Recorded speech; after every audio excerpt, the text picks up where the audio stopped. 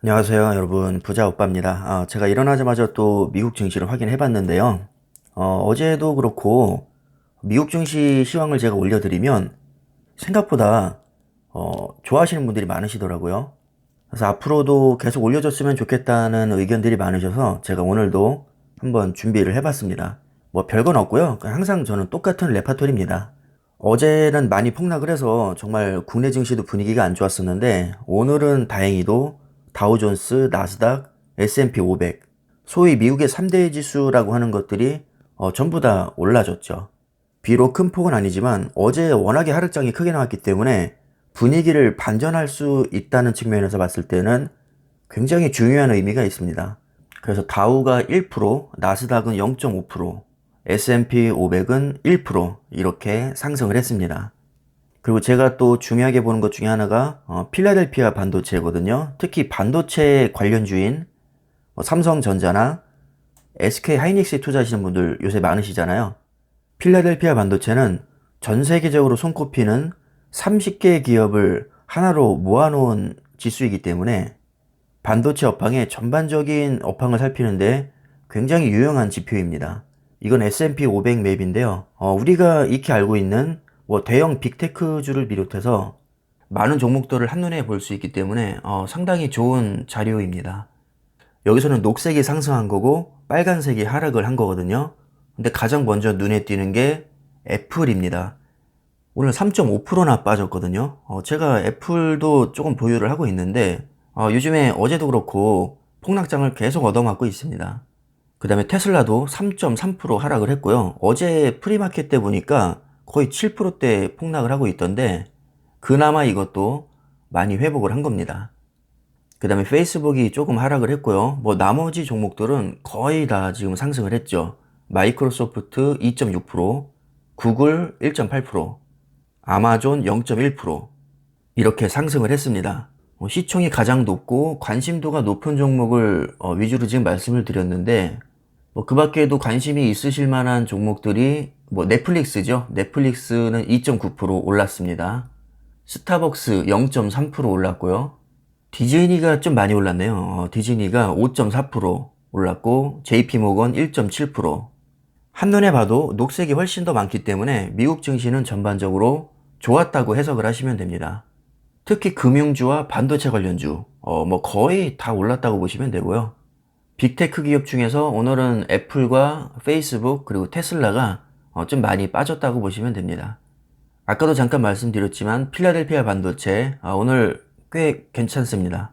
차량용 반도체 세계 1위 기업인 NXP 반도체는 2.3% 올랐고요. D램 세계 3위 마이크론 테크놀로지는 4.3%, 파운드리 세계 1위인 대만의 TSMC는 3.3% 올랐습니다. 여기에 나와 있는 기업들은 반도체를 설계하거나 제조하거나 장비를 납품하거나 원료를 공급하거나 이 정도 회사들이 다 모여 있다고 보시면 되는데 뗄래야 뗄 수 없는 공생관계에 있기 때문에 사실 거의 비슷한 흐름으로 흘러간다고 보시면 됩니다. 예를 들어서 차량용 반도체 수요량이 폭증하게 된다면 NXP 반도체는 그만큼 주가 오를 가능성이 높을 것이고요. 수요량이 많아지는 만큼 TSMC와 삼성전자의 일거리도 많이 늘어날 겁니다. 일거리가 많아지면 실적이 좋아지니까 기대감으로 인해서 주가 상승하는데 영향이 있을 수 있고요. 수요가 많아지면 장비도 늘려야 되고 또 시간이 지날수록 업그레이드도 해야 되기 때문에 장비 공급 업체들도 수익성이 좋아집니다. 반도체 업황 자체가 안 좋으면 다 같이 떨어지는 거고 업황이 좋으면 다 같이 오른다고 생각하시면 됩니다. 물론 반대되는 경우도 있죠. 예를 들어서 AMD와 인텔은 CPU에서 경쟁하는 관계니까 어느 한쪽이 너무 잘 나가면 반대쪽은 주가가 하락할 수 있겠죠. 어찌됐든 전반적인 반도체 업황을 살피는 데는 필라델피아 반도체 지수 자체가 아주 좋은 참고 자료이기 때문에 삼성전자와 SK 하이닉스에 투자하고 계신 분들은 어느 정도 참고하시면 도움이 많이 되실 겁니다. 어제 미국 증시가 특히 많이 폭락을 했었는데 사실 기업 자체의 문제가 아니라 외부적인 요인에 의한 하락이었죠. 이렇게 외부적인 요인에 의해서 내가 투자하고 있는 종목이 만약에 하락하게 되면 그거야말로 저가 매수 기회입니다. 기업의 가치를 높게 평가한다면 주가의 변동에 크게 흔들리실 필요가 없다는 말씀을 저는 좀 드리고 싶네요. 만약에 기업 자체의 문제라면 당연히 흔들리는 게 맞고요. 오히려 빠져나와야 됩니다.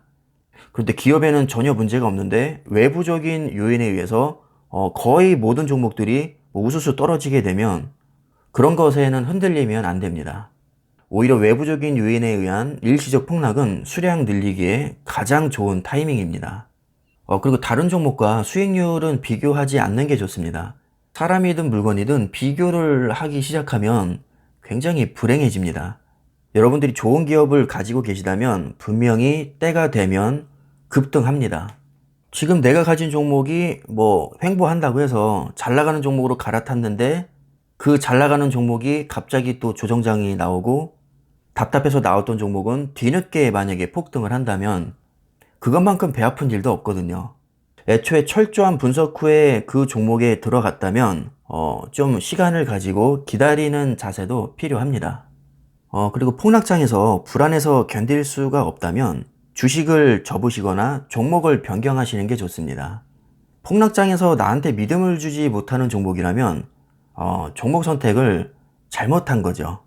오히려 폭락장에서 수량을 더 늘리고 싶은 마음이 들게 만들어야 그게 진짜 나한테 맞는 종목입니다.